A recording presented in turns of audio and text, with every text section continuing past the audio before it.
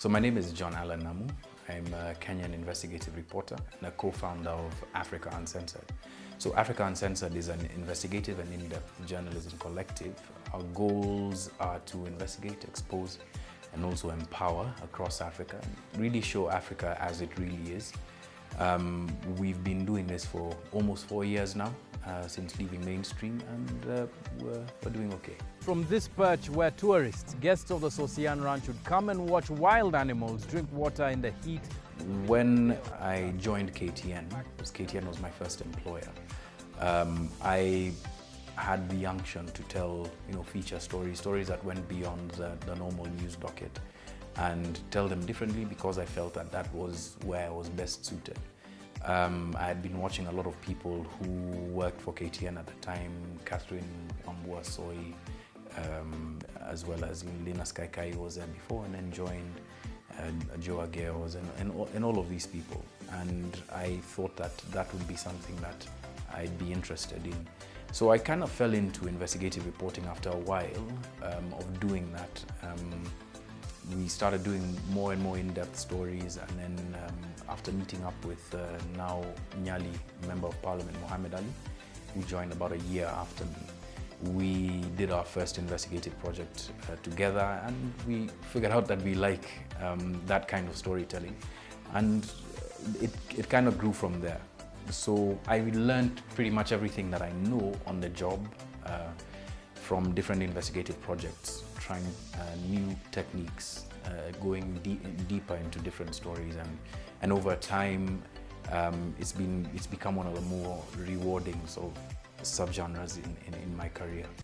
In comparison to many other people, my career isn't very, very long. I'm just coming up on 15 years now. But there have been many highlights. I think every single story that I've done has had a highlight, but in terms of my career, there are definitely certain awards that I've won, certain milestones that I achieved. For instance, in 2009, I won the CNN Africa Journalist of the Year award for stories that were very personal to me, stories about the post-election violence in 2007, as well as the rise of the Mongiki. Those stories in particular helped me sort of shape my own storytelling craft, so that was a highlight for me.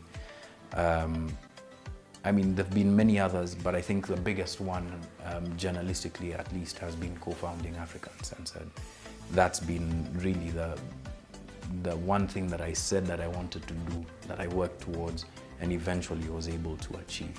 There have been some stories that had a significant impact, and when we noticed that people were paying attention, it made us bolder, but at the same time it made us, I think, more careful, because the more eyes that are on you, that means that there's more people who would be willing to criticize what you're doing, more people who perhaps, especially if you've investigated them in the past, or if they're doing something that is worth investigating, are possibly going to try and interfere with your work, as they had attempted to in many instances. So it makes you more careful. It makes you more aware of the importance of your work, and the importance specifically of getting it right, as well as the importance of not having sort of like a dog in the fight in this sense. If I was to do a story about you, I shouldn't make it personal between you and I. I should be led by the facts. I should be led by what exactly the public would need to know, not by some sort of personal agenda. And that helps me protect myself, protect my team, and it also helps build a credibility for journalism generally in this country, which I think is very important. With tensions rising over national politics and a security situation seemingly spiraling out of control, for me, there have been multiple times when I thought, okay, maybe I've done enough, maybe I've said enough, maybe this is as far as I can go. But many times those moments come at very low points in your life, where you feel like the work, the effort that you're putting into your work isn't reciprocated by some sort of thanks or gratitude. But then again, it's a very selfish way of looking at your career, right? it's human, but it's also selfish. If I was to do what we do for thanks or platitudes or some sort of gratitude from the public, then again, it would be one of the most frustrating careers, because there's so much time spent outside of the limelight, digging, reading, researching. That's also a reward to you, because you're building your own knowledge. But there was, one time that I felt that, it's about time that I gave up, and it was a difficult period. There was impact on my own mental health concerning what I was doing, and it really led me to question why it is that I'm an investigative journalist. But emerging from that, I think I came out stronger on the other side, but also more aware of my own fragility. Running a media house that I had, editorial control over, and essentially was my and now our baby, has always been a dream of mine since possibly the first few years of having joined KTN. So it's something that was very, very long in coming. The day that I think Africa Uncensored started to take shape was, I think, in October 2011, when I sat down with one of my partners, Kasim Mohammed. We sat down, we had a coffee, and we talked about it. Now that's what, 2011 to 2019, or how many years is that? Is that 8 years ago, right? So it's been a very, very long time coming for Africa Uncensored. So I wouldn't say it was really caused by like a plateau in my career. It really just was a long-held desire. What made me jump were issues that I felt were not being addressed in the mainstream, right, to put it mildly. I felt that there was a lot of interference. I felt that the direction in which newsrooms were growing wasn't necessarily in the best interest of the health of journalism, right? So we were now focusing more on style, but not substance. Investigative journalism was consistently being fought, not just in our newsroom, but across the board. If not being actively fought, not being supported. So it's very difficult for it to grow. And I thought, look, why don't we use this moment and try and throw our hats in the ring and make a go of really trying to shine a light on what is one of the most important subgenres of journalism, right? And it just so happened that at the time we were doing this, there was a lot happening globally that also now started to shine a light on why it was important. So our first year of operation was 2016. 2016 was the year that Donald Trump got elected. There was this rise of sub-nationalism and the retreat from the values that Western Europe, supposedly stood for. The immigrant crisis was really something that we were discussing.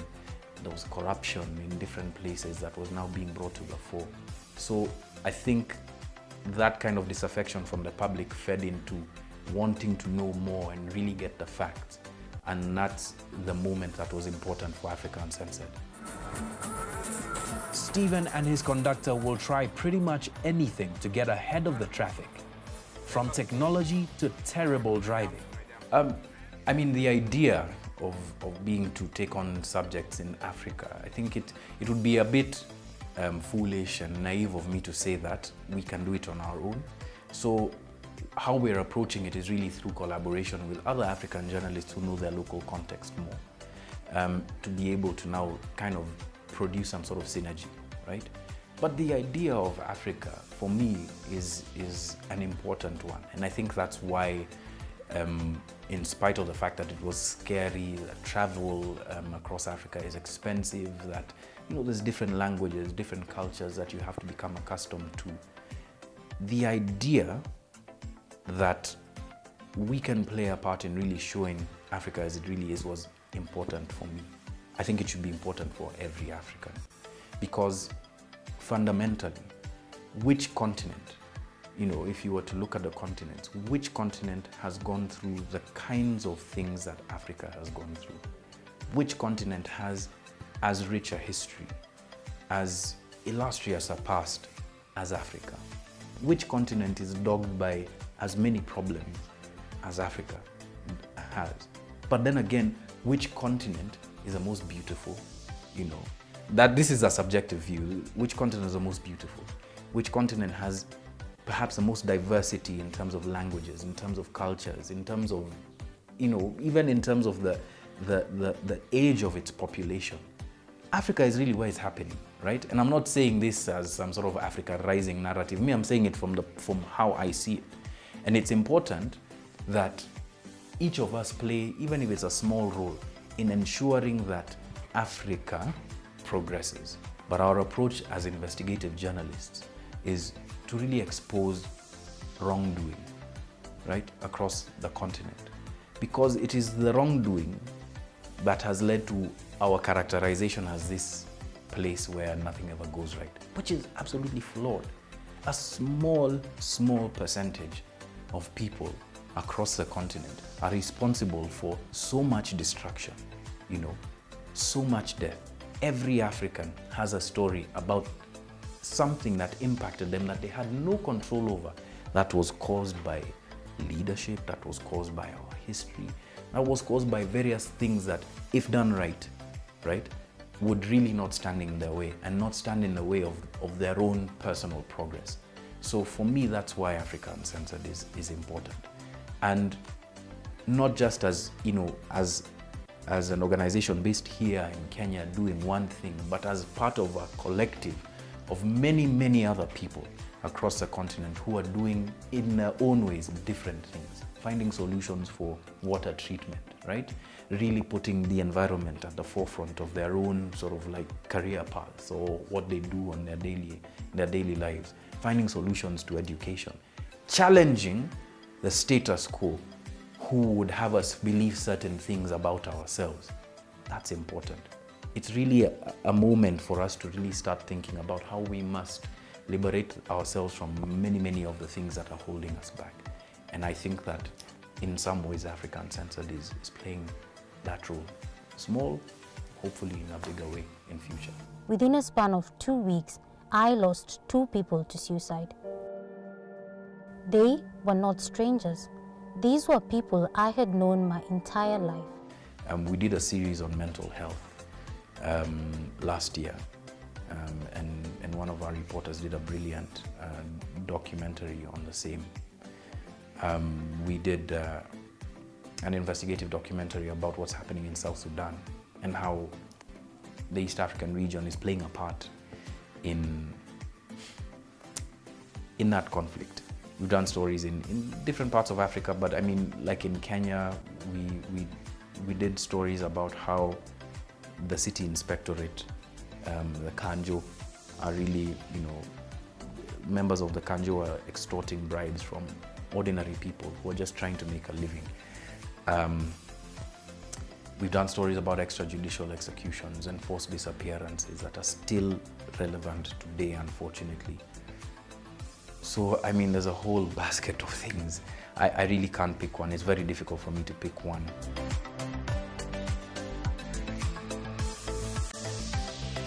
I want Africa Uncensored to really be the global standard for journalism. And I know that I can only, with my own knowledge, take it so far. I hope that we're able to grow enough for us to attract the best talent from Africa, and inculcate a culture of really truth-telling, you know, using the best sort of principles in journalism across the continent and eventually across the world. I want people to look at Africa Uncensored, not perhaps with I want them to look at it as this brand that came from Africa that completely challenged the way things are done globally and became a leader in how things are done journalistically globally. Kuna wenye wametoroka kabisa, wamepita wanasema tunaenda Mount Kenya. Sasa sisi vile tulifikia hii mto Uwaso, Tuliona kama hiyo ng'ombe haiwezi fika huko. Tukaamua tu kurudi, kama waturudie tu tumalize safari moja. The things that I've learned, yes, but I'm still learning, right? So I'm not an old man, right? I'm still learning. I'm still growing. I'm still trying as hard as I can to do things as best as I can. So I think the one thing that I try to do on a daily basis is just try and do things as best as I can. And then from there, those other lessons kind of now just, become part of my story. I think as a journalist, it's just really important to know why it is that you're a journalist. Why? Yeah. If you're a journalist to be on TV, I'm not going to knock it. I might have my own views about it. But if you know why you're doing that, by the way, just go and do it, right? Journalism is a difficult profession because it consistently calls for you to be the best version of you, because you're calling on society in some ways to be better. You're holding up a mirror to them and telling them, by the way, this is how you look. So it's so important for us to also try and be that. And that's the hardest thing, because you're consistently going to fight your own demons on a daily basis. I think that's a thing that, people often don't say about professions like ours. You consistently have to try and be better, and you fail so many times. But as long as you want to do better, you also try and be better. Eventually that, I don't know if it's eventual, because I'm still a journalist. What I hope happens eventually is that when I look back, I can see that, at these stages in my life, these challenges I was facing as a person, I was able to overcome them, and they made my journalism better. I think the first thing actually is something that needs to be worked on both by journalists and by people who are concerned with the business of journalism, which is, how do we pay for our journalism, right? How do we pay for it in such a way that we can really retain journalism as the thing that attracts people to your newspaper, your television station, your website, your podcast, whatever, right? How do we retain that sanctity and that credibility? The way we are conducting business currently in Kenya, I think, is flawed, in the sense that we are so heavily reliant on the money that sustains the business that we forget that the business was created by the need for journalism, right? So I'm not good. It's a very long conversation. I don't think it has one answer. It's many, many answers. But that's where I think we also need to begin, right? Because once we're able to figure out a way of really retaining really the best of journalism and pay for it, that's really going to help solve a lot of problems. It's been a very confusing day for me, where on the one hand you hear reassuring stories about how communities can come together to resolve things. But then we just come from the homestead and the graves of two brothers who've lost a mother and a son, all in the space of one evening when another community attacked them. And it just shows you that the culture of ethnic domination, of violence, especially around the issues of land and of grazing pasture, are still very deeply ingrained in the communities here. I've had the opportunity to talk to trainers and journalists in training. It's really getting people as early as possible to practice what they're doing, what they want to do. Balance the theory with a healthy amount of practice, so that when you're joining a profession, when you get a job, or when you start your podcast, or when you launch your YouTube channel, you really have a good sense of what it is that you want to do. I think finally, one of the things that's a bit of a pet peeve is grammar.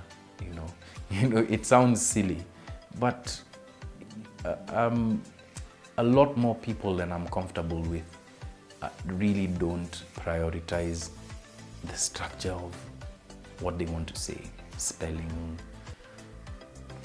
those things are really important, right? So that you don't also mislead people when you're saying certain things on TV or in your paper.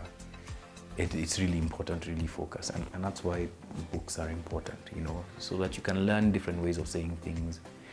Yeah. But then speaking more about Africa is really encouraging journalism in our own languages, right? So building Swahili as really a very big language for journalism. Because if you think about it, we have Kenya, Uganda, Rwanda, Burundi, the DRC, right? Parts of Malawi that speak Swahili, right? It's one of the most widely spoken languages on the continent. I should be in a minority as an English-speaking, as a journalist who produces in English, and that should happen across. We should have really strong journalism in Igbo, in Yoruba, in Hausa, in Zulu. That is going to help our people more than just technical fixes here and there. It's also speaking to them in languages that they can understand and sort of connect with. I leave town hoping against hope that by the time that I come back, somehow the rains will have washed away any prospect of violence. I think it's really, again, just know why you want to be a journalist. Really come to terms with why it is you want to do this, right? That takes care of your own sort of like worldview, in a sense, because you're really speaking to yourself. You're having a conversation with yourself and saying, Bilha, I want to be a journalist because of A, B, C, and D. Once you're able to really take care of that, then even the ideas about how you want to go about it become clearer. Once you understand why it is that you're doing something, that's really important. I think the second thing would be to really appreciate that, yes, journalism is aspirational by its very nature, right? So you go on TV, you're wearing a nice suit, your hair is nicely done, you're speaking to the who's who in society, you're traveling, you're doing all of these seemingly glamorous things, right? But it's sort of like a show in a sense, you understand? So look beyond that aspirational nature of journalism, where you want to aspire to be like this person because, wow, he does his things or she does her things, in a certain way. They seem to lead this kind of life. Really go to the heart of what kind of stories do you want to tell, right? How will the stories that I tell impact where I live? Don't be afraid of doing the boring grunt work of journalism. Don't be afraid of telling small stories about your community, Don't be afraid of doing that, as opposed to saying, I want to be an investigative journalist telling big stories from day one. Every story matters. So really apply yourself in that way. And as long as we are able to build that kind of appreciation for, and it's for any profession, but for journalism specifically, as long as we're able to build that kind of appreciation for it, then everything else kind of falls into place, I wish I had, something wiser to say, but like I said, I'm still learning, right? I still have a long way to go. These are just the things that are helping me. Yeah, many other people will have many other lessons to impart. But we're not doing badly. We can do much better.